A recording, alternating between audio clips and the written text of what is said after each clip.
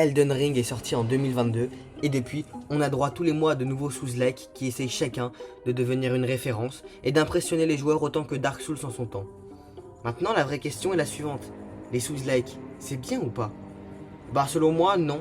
Ces jeux ne sont pas géniaux, ils sont même un peu décevants. Je vais m'expliquer. Attention, avant toute chose, cette vidéo n'est pas faite pour simplement critiquer et faire du fanservice.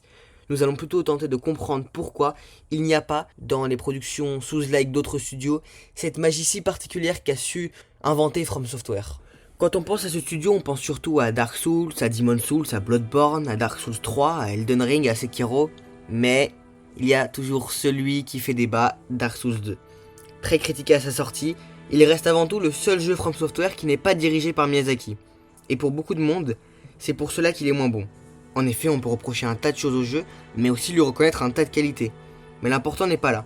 L'important, c'est que sans le créateur des Souls, Hidetaka Miyazaki, les jeux manquent de simplicité. Alors simplicité, ça veut dire quoi?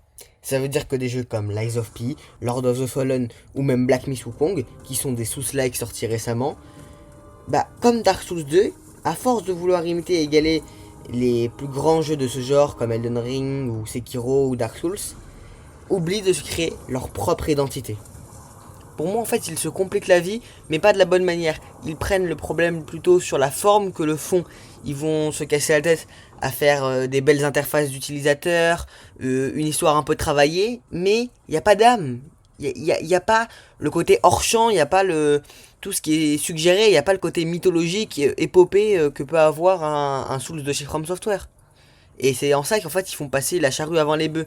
C'est vraiment des jeux qui, pour moi, sont travaillés sur des finitions et qui manquent vraiment parfois d'idées et d'inspiration. Et donc ça, pour moi, ça me pose un problème. On peut pas juger un jeu que sur un aspect technique, que sur une interface. Parce qu'à ce moment-là, bien sûr qu'Elden Ring serait vraiment pas terrible, par exemple. Parce qu'il a une mauvaise interface et il a des mauvais graphismes. Mais il a quelque chose, il a un grain, quoi. Vous me croyez pas? Je vais vous donner un exemple précis. Par exemple, dans le DLC d'Elden Ring, Shadow of the Earth Tree, on a un boss qui s'appelle Midra et qui, en cinématique d'intro, s'arrache la colonne vertébrale. Littéralement.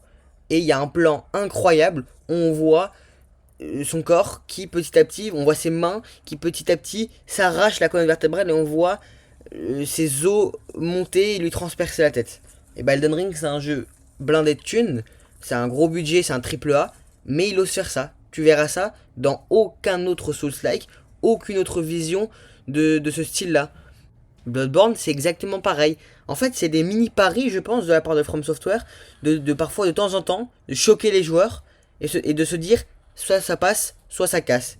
Mais c'est comme ça qu'ils ont construit leur réputation. Et c'est pas en faisant quelque chose de clean pour que même les gens qui aiment pas trop l'horreur, qui aiment pas trop les trucs violents, y aillent. Parce que ça, tu t'adresses en fait à un peu tout le monde, mais au final, tu t'adresses à personne.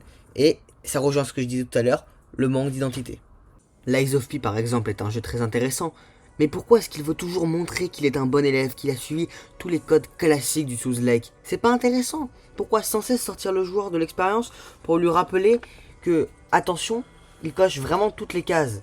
Ça donne un jeu qui parfois manque de folie, qui manque d'une trouvaille artistique plus forte, plus puissante, et ça fait juste parfois un peu copier-coller. Alors même si je dis pas que Lies of P est une copie des jeux From Software, on est très très loin de ça, mais il y a des fois on sent vraiment le vu et revu quoi, et c'est comme ça pour vraiment tous les autres exemples cités.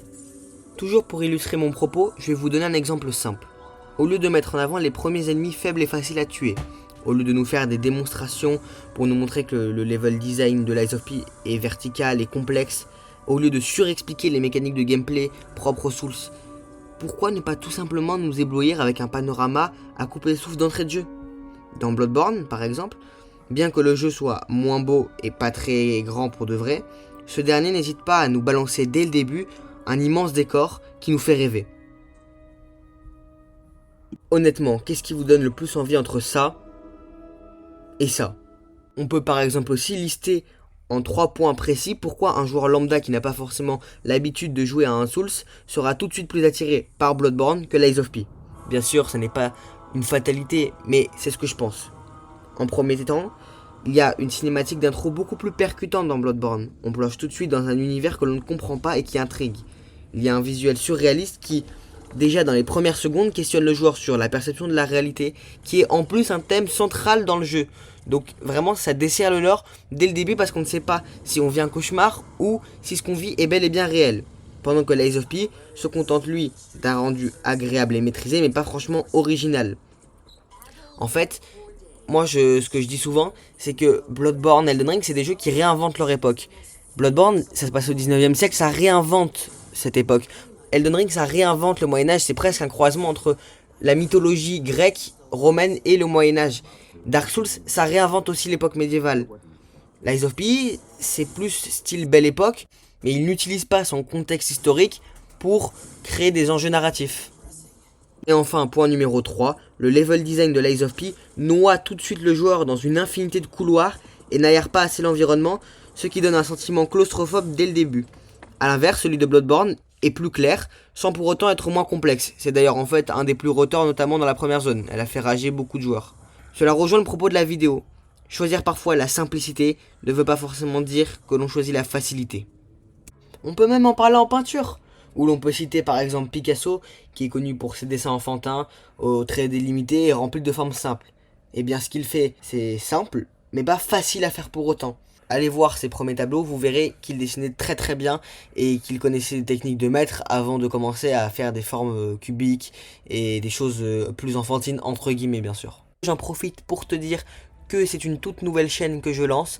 En effet, c'est ma première vidéo longue sur YouTube, donc si tu aimes le contenu, n'hésite pas à t'abonner, à liker, à laisser un commentaire, ça m'aide beaucoup pour le référencement. Et puis en plus, j'ai vraiment envie de créer une communauté sympa, même si on n'est pas forcément des millions. Je veux vraiment que ça soit un terrain d'échange et de partage dans le respect bien sûr, mais j'aimerais vraiment faire de cette chaîne un espace convivial pour tout le monde. Je vais essayer d'être le plus régulier possible, de temps en temps je ferai aussi des shorts. Je vais essayer de trouver des sujets de vidéos plutôt inédits, intéressants, dont on parle pas forcément toujours. Et surtout, ce qui m'importe beaucoup, c'est votre avis. Vraiment, je réponds à tous les commentaires. Je suis là pour les débats. Et tant que c'est dans la bienveillance, vraiment, moi, je peux entendre même un avis qui est totalement opposé au mien. C'est vraiment ça qui me fait plaisir sur cette chaîne. On peut à présent parler du manque de vide dans les Souls-like. Alors on va lâcher le pauvre Lies of P, qui reste malgré tout un jeu que j'apprécie et que je trouve très chouette. Et on va parler de manière plus générale.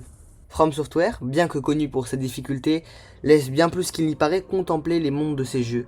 Et c'est un studio qui n'est pas prétentieux, mais confiant en ses capacités et confiant en ses joueurs.